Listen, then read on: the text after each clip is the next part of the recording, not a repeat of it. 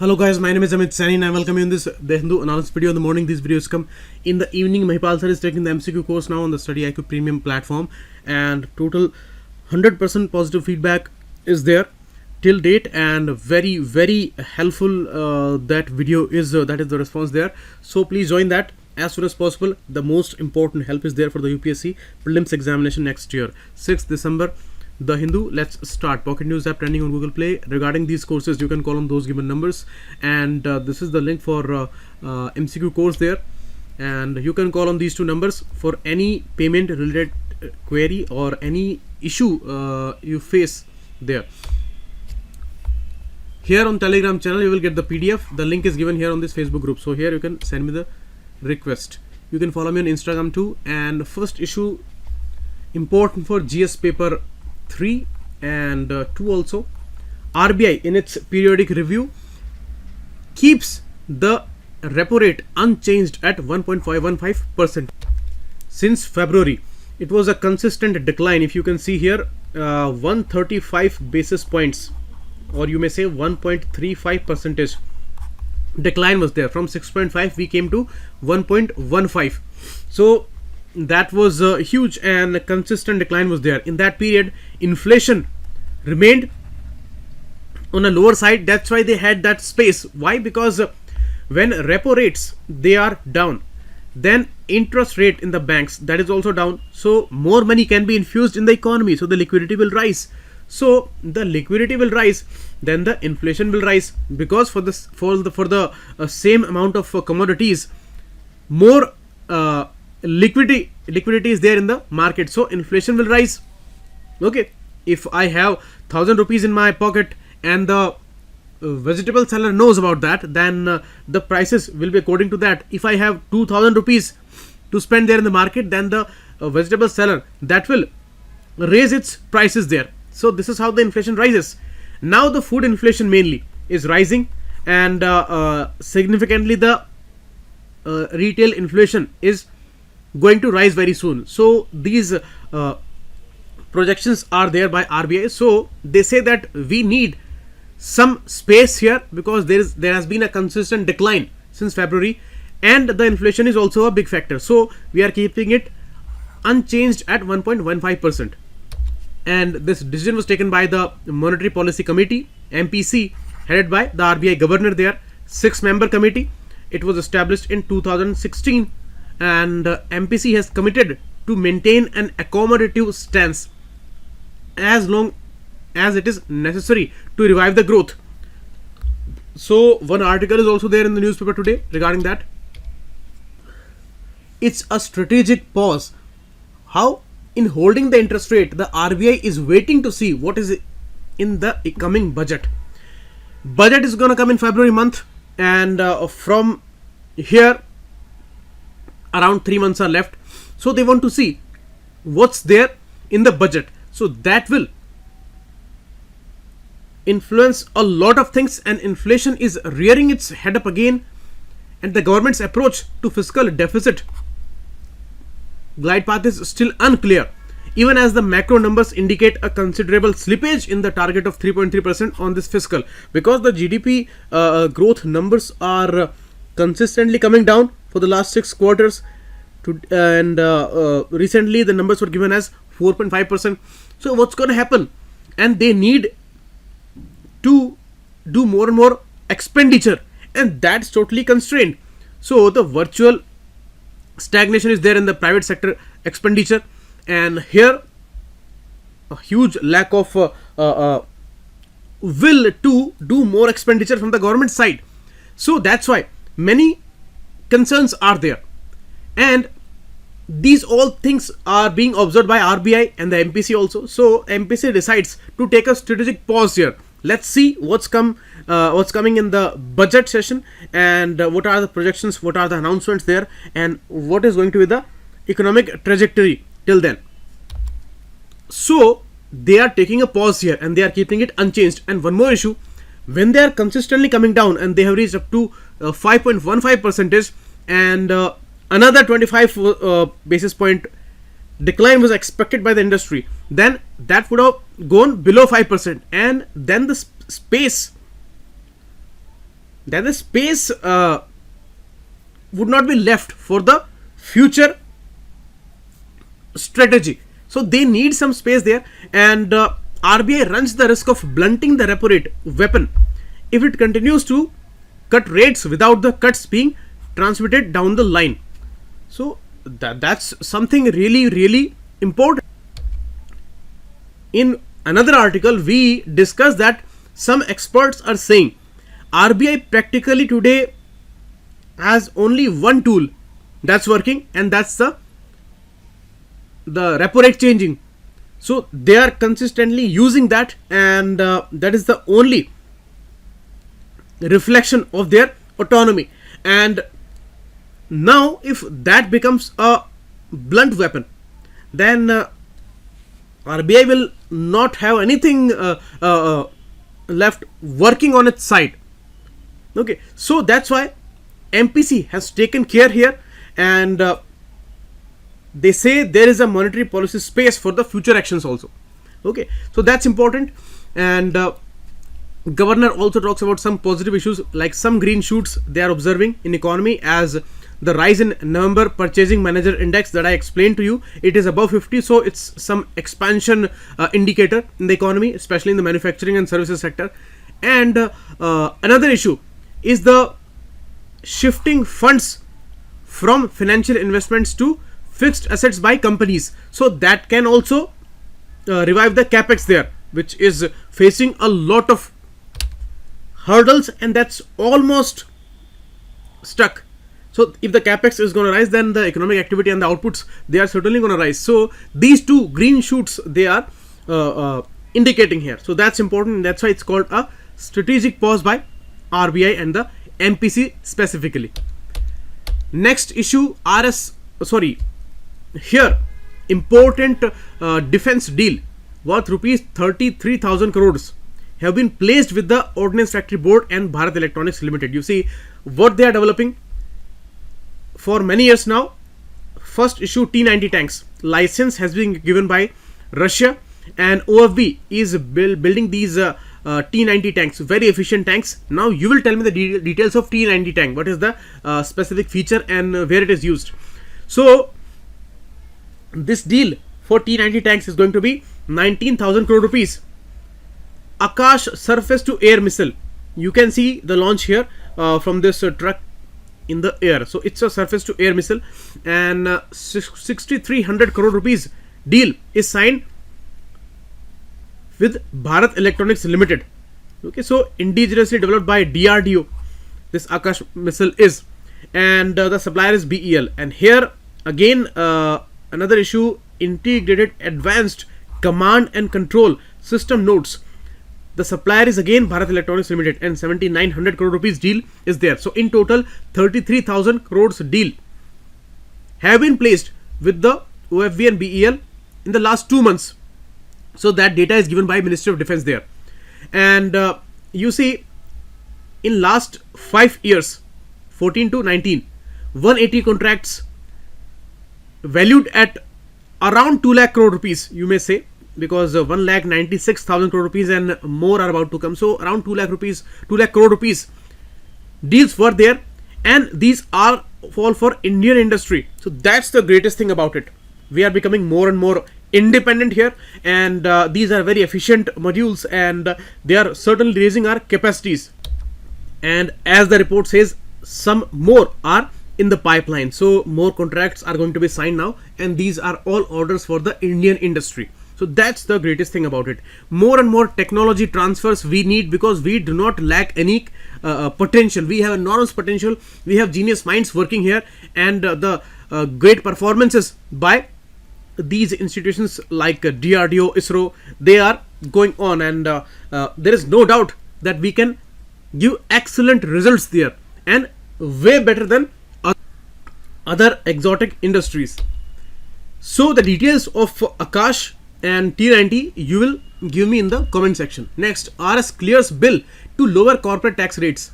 From tomorrow I will add 1-2 questions there, and I was making MCQ lesson. Before that I was taking PIB session.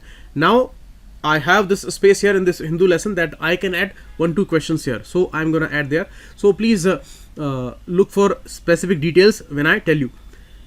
Rajya Sabha clears bill to lower corporate tax rates. The ordinance was there, and it was necessary that this ordinance is passed in both houses there. So Rajya Sabha on Thursday cleared a bill amending the taxation law to enable lowering of the corporate tax rate. You see, this announcement was there, and government is gonna receive 1.45 lakh crore rupees lesser than the estimation there. And the taxation law amendment bill 19 was cleared by voice vote in Rajya Sabha. So very soon it is going to be an amendment act, and this amendment replaces an ordinance that reduced the tax rate for domestic companies from 30% to 25% for those with annual turnover of over 400 crore rupees. So specific categories are there, and if they are not claiming any certain exemption there, so it may come down to 22%, from 30 to 22%. So that's a huge deal. The companies which are earning in hundreds of crores, for them 5 to 8% cut is something very, very huge. And the rate for new domestic manufacturing companies set up after 1st of October was lowered to 15%. And one more issue was of the minimum alternative tax, where you cannot define or you may not be assured of the taxation issues for MNCs, where multiple countries are involved. Their presence is there in many countries, and the issues of double taxation and all these things are there. So many times these companies, they take advantage of many loopholes, so they do not pay any tax in our country. So we decided that they would at least pay a MAT, minimum alternative tax, and that rate was 18.5%. So that was always opposed by these MNCs. Now we lowered this percentage also to 15%. So that's really huge, and that's appropriate to say that more and more companies are going to be established here. More and more companies will be motivated to be established as important manufacturers in our country. So this announcement was really a big boost for the private sector, but simultaneously there was no relief for the middle class sector. If any person earning more than 10 lakh rupees, and if it is not any huge business, then about 10 lakh rupees the tax rate will be 30% only. So there is no change over there. But here for the companies earning more than hundreds of crores of rupees, they will pay less than 30% tax. That's something very, very huge. So as it was criticized a lot by some parties, why? Because it is not going to do anything for the demand side. It is certainly going to boost the private sector, and companies are very much happy about this decision. So there is no doubt about that, and there is a lot of appreciation in the industries and the lobbies there. But for the people, they say that that should have come to us also. Why only for the corporate sector there? Next issue, important for GS paper 2 and 3 both. Nirav Modi, a big economic offender there, now officially a fugitive economic offender.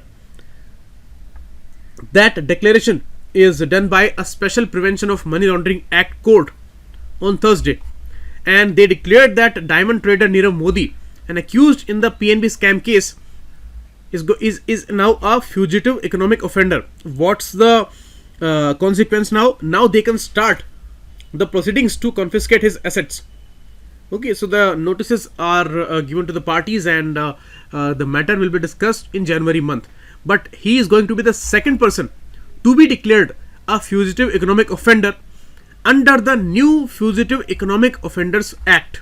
Okay, so during the PIB sessions, I discussed the provisions of this Fugitive Economic Offenders Act, and now he is going to be the second person after Vijay Mallya there. So now government can confiscate his assets there. Okay, last year in January 18, ED filed an application before special judge to declare Nirav Modi a fugitive economic offender so that they can start the confiscation of the properties there, because PNB had a big shock there and huge losses were there, and in thousands of crores of rupees. So this liquidation of the property and the recovery is extremely crucial, but without this particular declaration they could not go for the confiscation there. So now he is the second person. Nirav Modi is in judicial custody in London right now. Maybe media is not discussing his issue, but before elections they were discussing a lot. A strategic pause that we have discussed. The article of the day. R. Ramkumar talks about a very important topic. The new seats bill is now under Parliament's consideration, and why the crisis remains in the agriculture sector.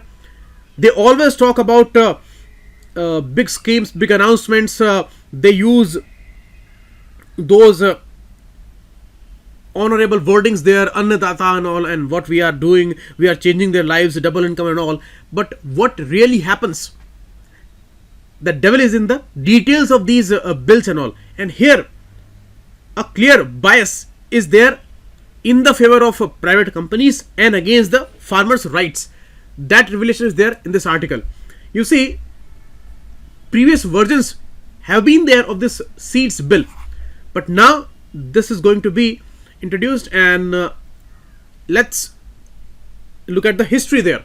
In 1994 and in 2002, India signed and joined two important conventions in the agreement there. 1994 TRIPS, which is specifically under WTO for the intellectual property rights. So the IPR issues are there. 2002, an important convention for Union for the Protection of New Varieties of Plants. They both actually, or you may say practically, are against the farmers' rights. Means traditionally things which were free, the storing of some seeds and selling them, or you may say doing the farming with them, that was all free. But now due to some IPR issues, that becomes very difficult. So TRIPS and UPOV led to the introduction of some forms of intellectual property rights over some plant varieties, and more certified and some other registered varieties are coming, and they are claiming their right there, and they are not allowing farmers without any profit. So in a way it's a kind of a new thing in the farming area, especially for India. This thing can be very devastating because we need food security, we need more and more improvement in the agriculture there. But if these kind of issues will be there, like the seeds, the seed prices and all these issues, they are always devastating for the farmers of India, because they are not big revenue earners there.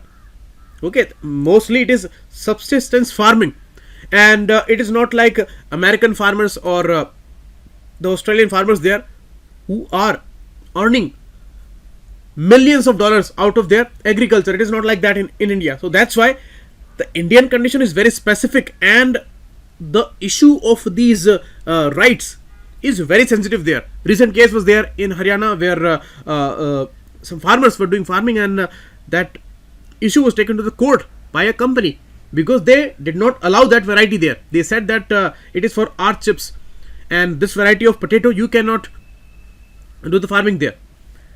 So these kind of issues are very problematic. Here you see these two in a way practically are against farmers' rights.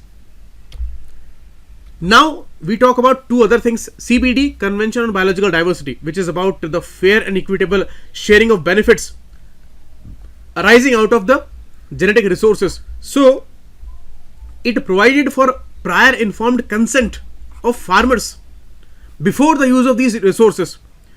So farmers have been using these crops, these seeds for thousands of years now. So they have a kind of a unique right there, and the fair and equitable sharing of the benefits, that must be there. And if they are being used, then the prior consent is very necessary there. So CBD protects that. Next, International Treaty on Plant Genetic Resources for Food and Agriculture. So ITPGRFA. that recognized farmers' rights as the rights to save, use, exchange and sell farm saved seeds. So these two are in favor of farmers' rights. So these two and the previous two, they both were recognized by India, and we brought PPVFR Act, Protection of Plant Varieties and Farmers' Right Act of 2001. So that there this delicate balance was there between the recognition of technological innovation and the farmers' right. Two things: technological innovation is extremely needed if we want to secure the food supply there, because populations are there in billions, and the technological advancement only can help there. So the newer varieties, pest resistant varieties and other hybrids, they will be needed.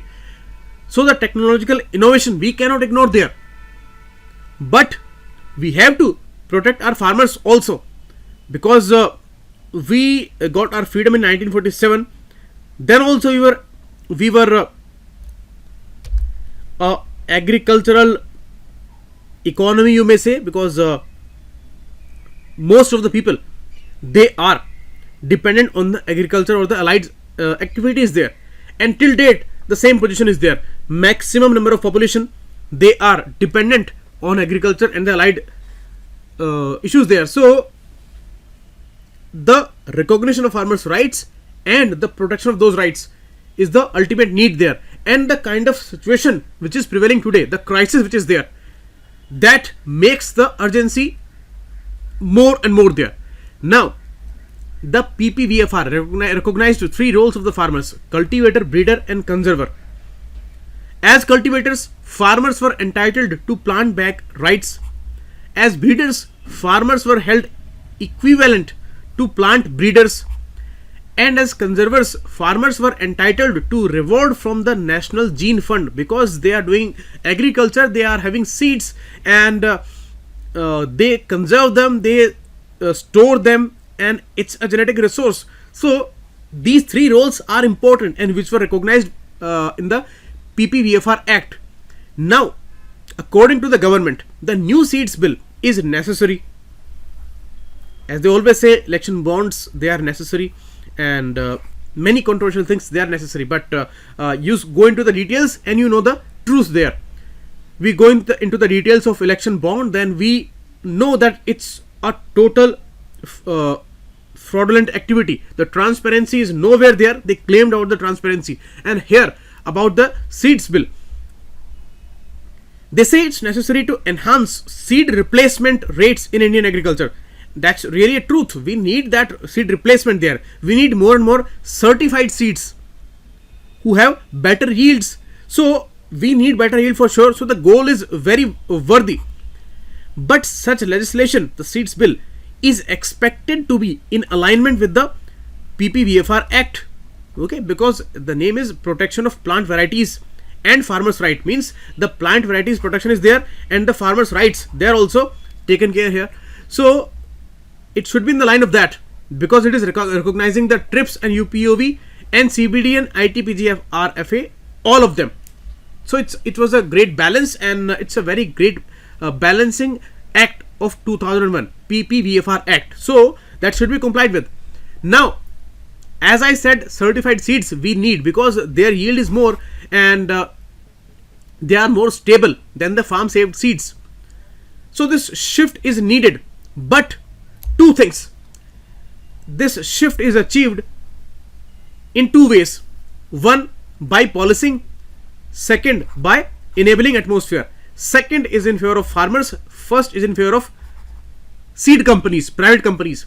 Private seed companies prefer policing because their low volume and high value business models, they are crucially dependent on forcing farmers to buy their seeds every season. Like in the case of BT cotton, we came to know that first the yield was very high, so farmers were happy and they were earning money. They bought seeds before that, but when they found out that every year they need to buy seeds, and the seeds are very, very expensive, they cannot store them because they do not have rights for that. So that was really devastating for the farmers. And after some years, the yield that declined, and they were bound to buy those seeds every year, and those expensive seeds. So that became a devastating phenomena for the farmers. And here these private seed companies, they want that right, and they want that every time you buy their seeds, they cannot reuse them. So this intention is totally against the farmers' existence today in India. But they want policing, because through policing, the private companies, they get this assurance of their profit protection, and the atmosphere which will be actually developed by the public institutions only, who are not running on the profit models. Private companies are there only for the profit. So that is the main controversy in India. You talk about Ayushman Bharat, private hospitals are allowed, they have better facilities, and they will be earning good money out of the Ayushman Bharat scheme. You talk about crop insurance, there also all the farmers, they allege this thing that the private companies are getting all the benefits there. So in a way, through these schemes, through these bills and announcements, many private companies are getting a lot of advantage there, and their profit is protected. So the real intention may be different. If we go into the details, we know such things. So that's why the public institutions are important. But the allegation and the popular argument against these public institutions is that they do not have efficiency, they do not give outputs. But what about the private companies' output? They run on their profit business model. Why they will care about the society, and why they will care about the farmers' rights? Why they will care if the half of the farmers of this country, they are committing suicide? They do not care, because they never think of those things. They are insensitive to those things, and that argument needs no evidence. That's perfectly clear in this country. Okay, so that's why public institutions must be there, so that that environment can be enabled and the shift is possible. Otherwise, through policing, private companies are gonna get all the benefit there. Now, from late 1980s, Indian policy has consciously encouraged the growth of private seed companies. Today, more than 50% of the Indian seeds production is undertaken in the private sector. And you see, from 2004 to 19, in these 15 years, private sector interests, they have guided the formulation of the seeds bill there.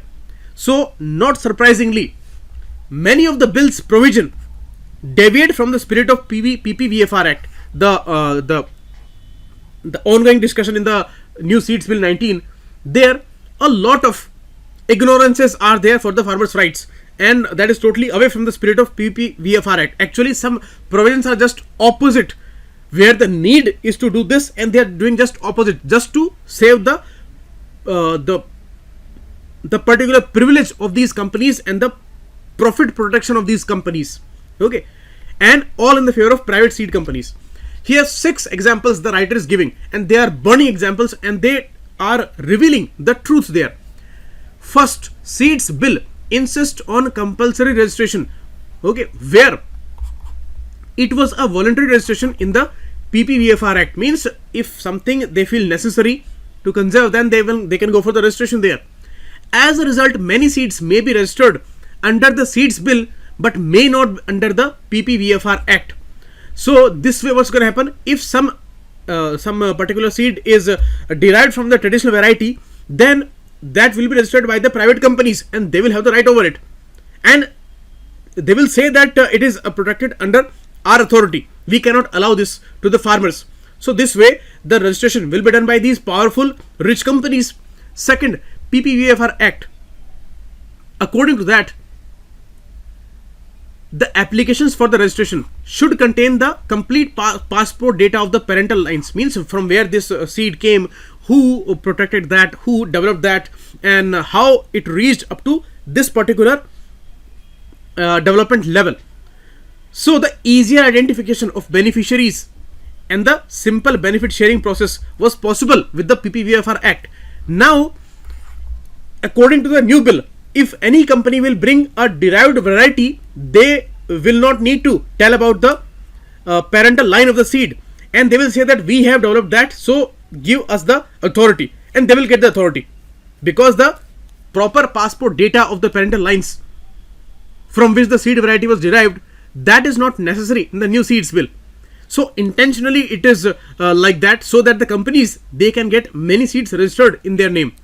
Third, PPVFR Act, which was based on the IPR like breeders' right, does not allow re-registration of the seeds. Means if you are getting the IPR rights for some years, you have exclusive rights there, commercial rights there. After the limited validity period, re-registration is not possible. But in this new bill, the re-registration is possible for unlimited numbers. So they will have no validity period, and always they will have the exclusive right there. So their protection of the profit will be maintained forever. So it's a evergreening provision. Again and again you re-registered the product there. So that's totally in the favor of private seed companies. In the PPVFR Act, the re-registration of the seeds was not possible. Suppose they develop that and the registration is there for 10 years, but after 10 years it should be available to all farmers, but they will not do that. They will go for re-registration, and that is allowed in the new seeds bill. So clearly these three examples tell that what is the truth. Fourth, a vague provision of regulation of seed prices, most controversial one. You see, I always say if they want to do any corruption, they want to misuse any particular bill, then they leave vague provisions. Here the vague provision is there for the most sensitive issue is of the seed prices. Farmers always said that keep these prices under control, because these are the most devastating phenomena. Every year we need to buy seeds, and those will be on unbelievable prices there. We cannot pay that. We will be doomed there. But the latest draft of the seeds bill, that has a vague provision for the seeds prices. Biggest lack. And all these politicians, they are saying that it's a very necessary bill. It's very great bill. So clearly it is visible here. Fifth, about the compensation. Under the PPVFR Act, there used to be a PPVFR authority. If the registered variety fails, registered seed fails in its promise of performance, then farmers can claim compensation, because their every earning depends on the particular yield. If the yield is not there, then they can go for the compensation. So they would be going for PPVFR authority. Now under the seeds bill, there is no authority. They will have to go through the casual way, Consumer Protection Act 86, which is extremely hectic, and for the farmers it is almost impossible to get that compensation there. And this was not enough. What more is there? What more devastating thing is there? The particular condition which is attached with the compensation provision. Given condition. Given condition means with this particular clause, it's almost impossible to define this given condition in agriculture, because in agriculture, what you can say about a condition, it's a vague thing to get some assurance about the compensation condition. Means the compensation is conditional, and it should be fit into the company's conditions there. So given condition, that can never be defined. So companies always will say that these given conditions were not ensured, so we cannot give you any compensation, and that will be legal. Means that denial of the compensation will be legal because of this given condition clause. So ultimately it's totally a devastating thing for the farmers. First, they buy high price seeds, then if they do not get any yield, they can not have any authority for the compensation. They will have to go through the hectic process of Consumer Protection Act, and then the given condition law, the given condition, that will haunt them, that will deny their compensation. So how it is beneficial for the farmers, that is to be seen here. According to this article, this is totally against the farmers' rights and totally in the favor of private seed companies. So there we can understand the issue, that why the devil is there in the details. And about the issue of hybrids, two things: there are varieties and there are hybrids. Companies want hybrids because they can protect them with their IPR issues. Varieties, they are not that much problematic for farmers, but hybrids are totally problematic. As the cloud of private sector grows and the technological advances shift seed research towards hybrids rather than varieties, so that's a commercial reason. They want hybrids. They can earn a lot with the hybrids, but they cannot earn that much with the varieties there. So it's clear, it's all in the favor of a private sector there. and we have to see important for GS paper 2 and 3 both.